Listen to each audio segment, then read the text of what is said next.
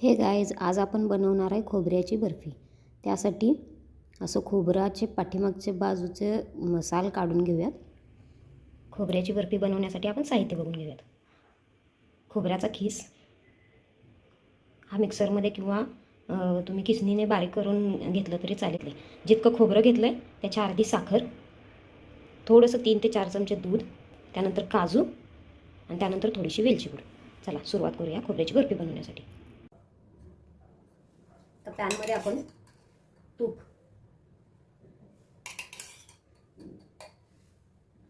थोडंसं तूप घालून घेतलं। तूप थोडंसं गरम झाल्यानंतर त्यामध्ये आपण हे काजू टाकून घेऊयात। थोडेसे खरपूस भाजून घेऊया।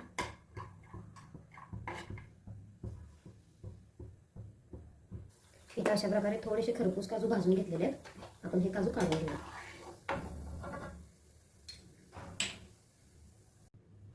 आता यामध्ये आपण जे खोबरं घेतलेलं आहे, किसून किंवा मिक्सरला बारीक करून घेतलं असाल तर ते यामध्ये घालूया।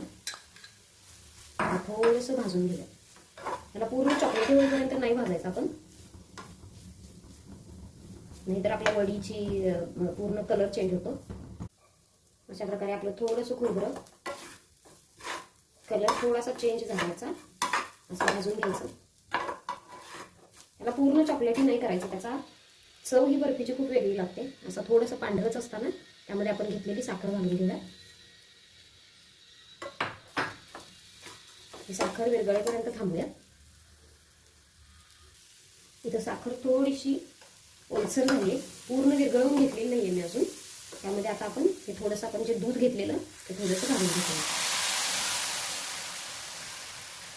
जर तुम्ही बर्फी जास्त दिवस ठेवणार नसाल तर दूध घाला। जर तुम्ही जास्त दिवस ठेवून खाणार असाल तर वाळलेलं खोबरं ओल्या जरी खोबऱ्याचे करत असाल तर दूध स्किप करा। हे मी थोडीशी करते म्हणून मी दूध घातले। अशा प्रकारे आपण आता पूर्ण साखर विरघळेपर्यंत आपण थोडंसं हलवून घेऊयात आता। आणि आता यामध्ये थोडीशी घालूयात वेलची पूड।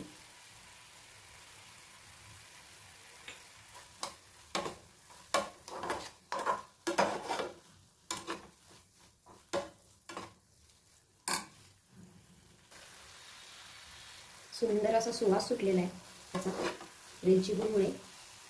हे असं बघा, असली ही साखर आहे ना, ती अशी थोडीशी पाकात रूपांतर होते असं वाटायला लागलं की त्यामध्ये आता आपण या काजू घालूयात जे आपण तळून घेतलेले तुपामध्ये।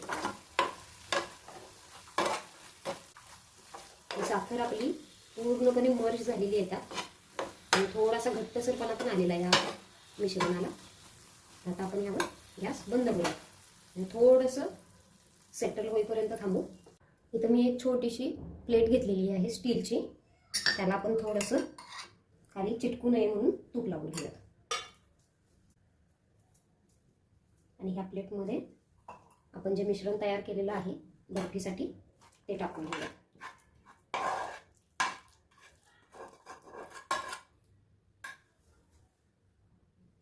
अशा प्रकारे या प्लेटमध्ये मी मिश्रण सगळं पसरवून घेतलंय। हे थोडंसं गरम असतानाच, म्हणजे अजून थोडंसं गरम आहे हे, तोपर्यंत यामध्ये असं चाकूने आपण असे काप पाडून घेऊयात। जर तुमची साखर ओव्हरकुक झाली असेल तर हे वाळल्यानंतर आपल्याला कट करायला थोडासा प्रॉब्लेम येतो। त्यामुळे हे आधीच छोटे छोटे काप यामध्ये आपण करून घेऊया। जर ही साखर ओव्हरकुक झाली असेल तरी ह्या वड्या अशा निघतील। ओके, अशा प्रकारे आपण वड्या करून घेतलेल्या आणि हे थंड होईपर्यंत आता आपण थांबूया। ही साखर पूर्ण थंड झाली की ह्याच्या वड्या निघतील। तर हे बघा, अशा पद्धतीनं खोबऱ्याची वडी बनवून तयार आहे।